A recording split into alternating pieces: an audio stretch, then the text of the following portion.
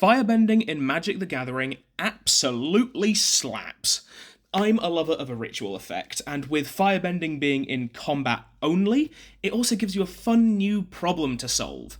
And well, I think I found a pretty fun answer. Moonveil Dragon is a 6-mana red dragon creature 5/5 with flying and an activated ability which for 1 red mana gives your entire team +1/+0 until end of turn. Short, sweet, powerful. I have long been on a soapbox that combat tricks, especially on-board combat tricks, are vastly underrated in Commander, and Moonveil Dragon here is just another example. This card wins games, plain and simple. Fire breathing can get really nasty when it applies to just one creature, so what do you think it'll do when it applies to your entire board? Fire breathing, for those who don't know, since it's not keyworded, is the mechanic on Sheevan Dragon. Pay a red, get a power. And, yes, it's a bit mana hungry, but does that 5 mana really matter when your whole crew, your entire crew, is now 5 power greater across the board and about to win the game? I don't think so. Also, think about where this is going to be getting played. Realistically, it's in dragons, tokens, ritual-based decks, i.e. Elena Kessig Trapper or Tessak Judas Hellhound, or some combination of those, like Latlas or Clouth. Dragons are already big and flying, so having the capacity to play another dragon, which pushes that power threshold over the finish line, is never a bad idea.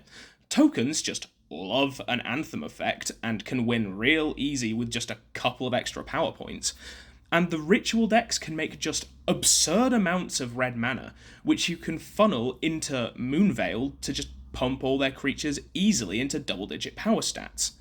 And it's here that I get back to the mechanic that actually made me pay attention to this card in the first place. Firebending. Who'd have thought it? Firebending and fire breathing work well together. Whatever will they think of next? But yeah, the new Avatar set having a whole mechanic based around red mana generation has made Moonveil's stocks skyrocket. There's now an abundance of commanders who generate red mana on attacks, and plenty of main deck pieces to go with them. Of course, you've got the big hitters of the set, Ozai the Phoenix King, Firelord Azula, Avatar Aang, Zuko Firebending Master, and all of these commanders appreciate Moonveil Dragon, particularly Ozai and Zuko. However, I think the most interesting places for Moonveil are actually in some of the more overlooked firebending commanders. Ran and Shaw, for example, incentivize you playing dragons while also having firebending 4 across 2 bodies if cast correctly, and welcome Moonveil in perfectly as an efficient and wider in scope version of their own Anthem effect. Similarly, Zhao Ruthless Admiral fosters a go-wide strategy and wants to be buffing up his team's power as much as he can, which Moonveil can easily assist in thanks to Zhao's firebending. However, my favourite place for this is in Iroh Dragon of the West, who goes wide and then gives a good chunk of those creatures the capacity to firebend, meaning you have both the board and the mana needed to truly let Moonveil Dragon do its thing. And can you really tell me you don't want to overload a spectacular showdown into a board with Iroh and Moonveil, and then just dumpster everything? I certainly do.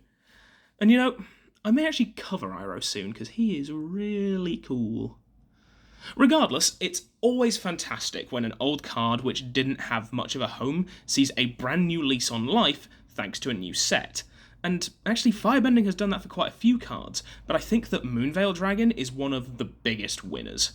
So, if you're building a commander with Firebending, or just simply liking the look of this thing, give Moonveil Dragon a chance. Why not?